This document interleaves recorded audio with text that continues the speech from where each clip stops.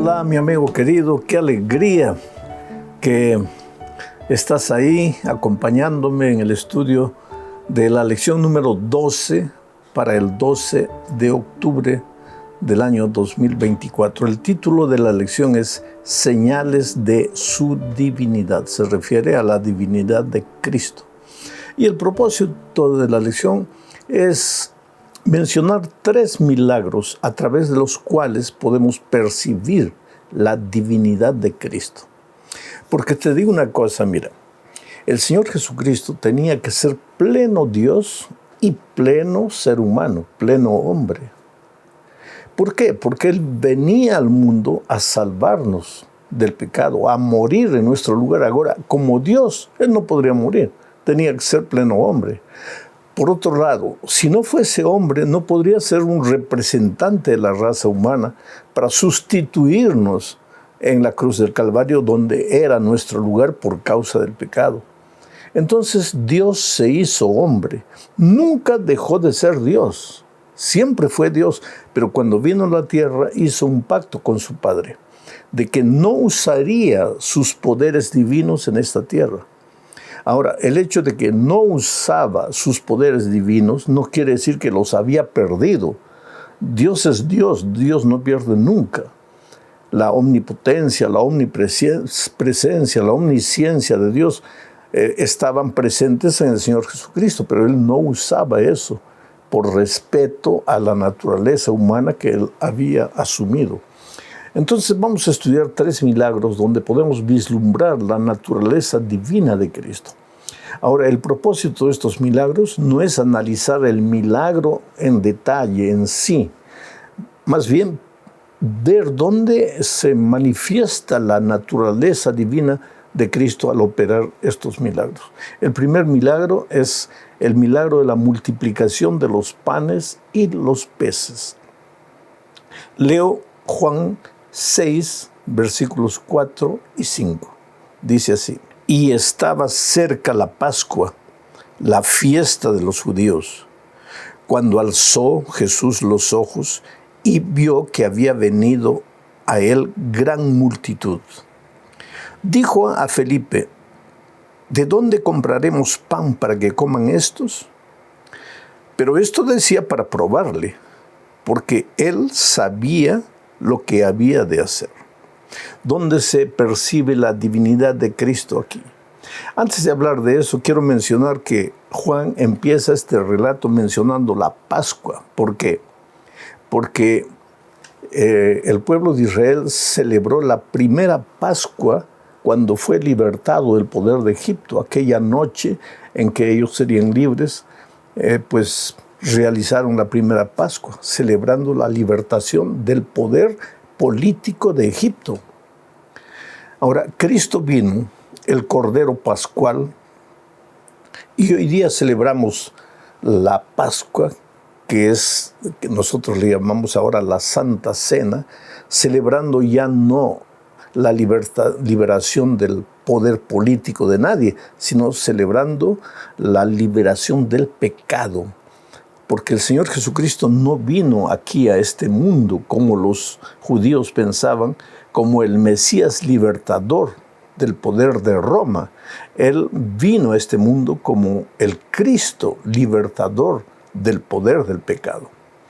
Vuelvo a leer entonces el texto mencionando algunos detalles. Dice el texto: cuando alzó Jesús los ojos. Esta expresión me gusta mucho. Jesús alzó los ojos, levantó la mirada.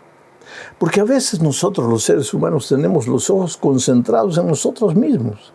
El mundo está muriendo alrededor, pero no nos preocupamos porque estamos mirándonos concentrados en nuestros problemas, nuestra familia, nuestro empleo, nuestro trabajo, nuestra casa. Y yo no niego que estos problemas nuestros sean reales, porque mientras vivamos en este mundo, pues siempre enfrentaremos dificultades, luchas y problemas. Pero el problema es que a veces nosotros vivimos solo concentrados en nuestras necesidades y no levantamos la mirada, no levantamos los ojos. Pero Jesús sí, inclusive porque Él había venido a este mundo, no por causa de Él. Él no había venido a este mundo para para vivir, Él había venido para morir. Y Él tenía conciencia de eso.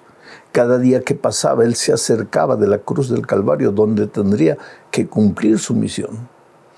Entonces, a pesar de que Él podría también distraerse con sus propios temores o con la dolorosa misión que le esperaba, él estaba siempre atento a las necesidades de las personas. Y aquí el texto dice que cuando Jesús levantó la mirada, vio una multitud que había venido hacia Él, una multitud que le había escuchado predicar desde tempranas horas. Esa gente estaba con hambre. El texto bíblico dice que eran 5,000 hombres, sin contar mujeres y niños. Ahora coloca una mujer por cada hombre, coloca un niño por cada pareja. Había ese día ahí por lo menos unas 15,000 personas y no había qué comer. Entonces el texto dice que Jesús le preguntó a Felipe, ¿de dónde compraremos o de dónde conseguiremos pan para alimentar a esta multitud? Y el texto dice, esto dijo para probar a Felipe. Para probar. ¿Probar qué? Probar la fe de Felipe. Probar si Felipe había percibido la divinidad de Cristo o lo veía simplemente como un ser humano. Entonces Felipe contestó, Señor, ¿dónde podremos comprar pan? No, eso no es posible, hay mucha gente. Ahora el texto bíblico dice, esto dijo Jesús para probarle, porque Él ya sabía lo que iba a hacer. Mira, Jesús ya sabía lo que iba a hacer. Solo Dios tendría omnisciencia para saber lo que iba a suceder al fin. Solo Dios puede hacerlo. Dios no era ningún adivino. El Señor Jesús no era ningún adivino. Él era Dios y como Dios podía saber, podía mirar al futuro y saber lo que iba a pasar. Entonces cuando le dijo a Felipe, ¿de dónde compraremos tanto pan? Solo fue para probar la fe de Felipe, porque él sabía lo que él mismo iba a hacer. Y en ese momento se manifiesta pues el milagro. Los discípulos encuentran a un muchachito que tenía una cosa insignificante. 2 pececitos, 5 panes, ¿cómo vas a alimentar a una multitud de 15,000 personas con eso? Y los discípulos se quejaron, Señor, esto no es nada. Aquí hay otra lección. Eso que te parece que es nada en tus manos, ese centavo que te resta en el bolsillo, si tú lo colocas en las manos del Señor Jesucristo con fe, tú no tienes idea de lo que puede suceder. Ellos trajeron esos pocos panes y peces a Jesús con fe. Y el Señor con eso alimentó la multitud de 15,000 personas. Ahí estaba en su plenitud la manifestación de la divinidad del Señor Jesucristo. Ahora hay un paralelo con este milagro de los panes y los peces con la Pascua de los judíos. Por eso Juan menciona la Pascua al comenzar el relato. Porque un día Moisés subió al monte Sinaí y en esta ocasión el Señor Jesucristo subió al monte para operar el milagro. Otro paralelo. Jesús puso a prueba a Felipe y por ocasión del desierto Dios puso a prueba al pueblo de Israel, los probó. La multiplicación de los panes nos recuerda también al maná en el desierto. ¿Qué dice el relato del milagro Porque yo he leído solo los primeros versículos. Dice que cuando todos comieron ya, recogieron lo que había sobrado y sobraron 12 cestos llenos. Ese número 12 no está por coincidencia. El pueblo de Israel estaba formado por 12 tribus. Quiere decir, este milagro tenía como objetivo hacer pensar a los judíos en su propia historia para ver si ellos lo aceptaban como el Mesías libertador del pecado. Pero ellos no esperaban un libertador del pecado, ellos querían un Mesías militar libertador del poder de Roma. Entonces vamos a la segunda parte donde hablaremos de la actitud del pueblo, no de los líderes, no de los sacerdotes, sino del pueblo que exclamaron diciendo, realmente este es el profeta. Para eso leo Juan 6, 14 y 15. Dice así. Aquellos hombres entonces, viendo la señal, mira esta expresión, viendo la señal que Jesús había hecho, dijeron, este verdaderamente es el profeta que había de venir al mundo. Pero entendiendo Jesús que iban a venir para apoderarse de él y hacerle rey, volvió a retirarse al monte solo. Quiere decir, el pueblo, no los líderes religiosos, porque esos no tenían capacidad de ver, ellos solo tenían capacidad de criticar. Ellos no oían, ellos recibían el mensaje para torcerlo y atacar y condenar al Señor Jesucristo. Pero el pueblo más simple, más humilde, comenzó a ver vislumbres de la divinidad de Cristo. Pero confundieron las cosas, porque vuelvo a repetir, el pueblo esperaba un libertador del poder de Roma.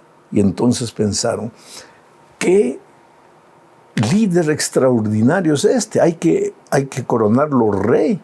Nuestro rey ahora, ya, en este momento. ¿Por qué? Porque si el ejército tiene que luchar, no necesita llevar comida, porque él multiplica los panes y los peces. Y si alguien es herido, él con un toque de la mano lo cura. Y si alguien es muerto, él lo resucita. Pues qué mejor rey que este. Y quisieron coronarlo rey. Pero el texto bíblico dice que el Señor Jesucristo se retiró a un lugar solitario, porque las personas confunden las cosas. Vuelvo a repetir, hoy día en nuestros días vivimos los días de la celebridad.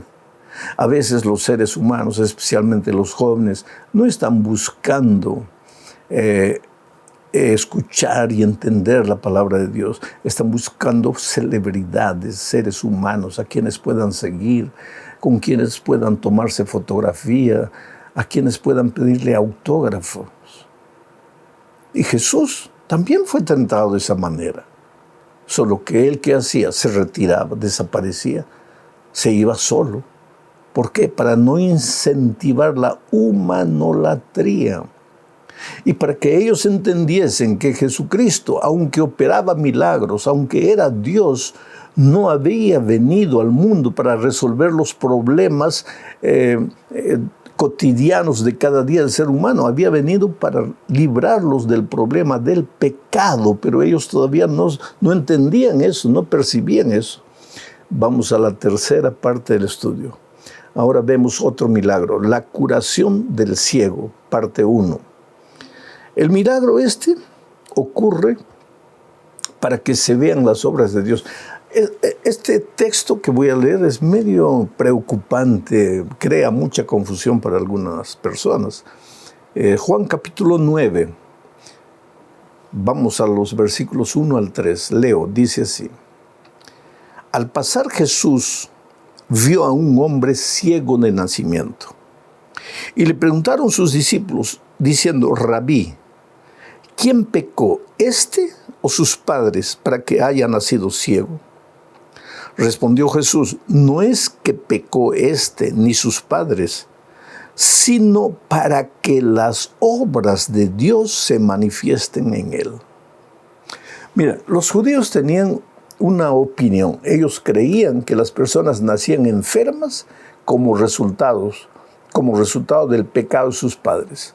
Y si adquirían la enfermedad ya con 7, 8, 9 años de edad, entonces como resultados de su propio pecado. Para ellos la enfermedad era resultado del pecado. Y es verdad, querido, que la enfermedad es resultado de la entrada del pecado a este mundo, no necesariamente de tu pecado. Hoy día vivimos en un mundo polucionado, en un mundo contaminado, donde hasta los vegetales están contaminados, el aire está contaminado, el agua está contaminada. Entonces, hoy día muchas veces vas a enfermarte, no porque tienes un pecado escondido en tu vida, no porque tus padres, tus abuelos hayan pecado. Es verdad que existe la herencia genética y es en este sentido que tenemos mucho cuidado de pensar lo que estamos haciendo, cómo estamos viviendo, los hábitos que estamos cultivando, porque muchas cosas podemos pasar como herencia genética para nuestros hijos y para nuestros nietos, hasta la tercera y cuarta generación. Es nuestra responsabilidad. Nadie vive para sí y nadie muere para sí. Palabras del apóstol San Pablo. Pero entonces los judíos pensaban, cuando vieron a un ciego, le preguntaron a Jesús: Señor, ¿quién pecó, este o sus padres? Y la respuesta de Jesús es interesante. No pecó este ni sus padres, sino para que las obras de Dios se manifiesten en él. Él nació ciego. ¿Qué cosa? ¿Qué tipo de Dios es ese? Que hace nacer a ciertas personas, como a este pobre ciego, para sufrir. ¿Y para qué? Para que las obras de Dios se manifiesten. Es decir, para que aparezca Dios ahí haciendo milagros y maravillas. Entonces, para eso lo hizo nacer ciego. ¿No te parece que sería un Dios egoísta? Un Dios sin amor, un Dios hasta cierto punto cruel. Hace nacer a alguien enfermo para después decir, para que la gente diga: oh, cómo Dios lo curó. No, no es eso. Pero no es eso lo que dice aquí.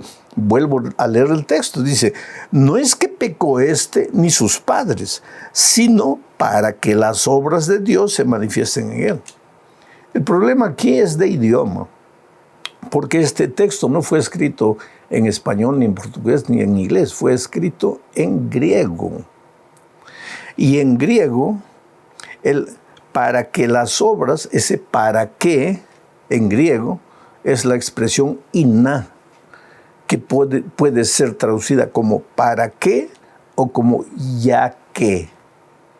Entonces, lo que el Señor Jesús está diciendo aquí es: este ciego no pecó, sus padres tampoco, pero ya que iná, ya que está en esta situación, entonces las obras de Dios se van a manifestar. Ahora sí, ahora tiene sentido este versículo, porque expresa el amor de Dios. Este hombre está sufriendo como consecuencia de la entrada del pecado al mundo, de vivir en este mundo contaminado. Pero ya que está en esa situación que no depende ni de él ni de sus padres, sino de la entrada del pecado a este mundo, ya que está en esta deplorable situación, las obras de Dios se van a manifestar. Ahora, esto nos lleva a la cuarta parte del estudio, la curación del ciego, parte 2. ¿Por qué?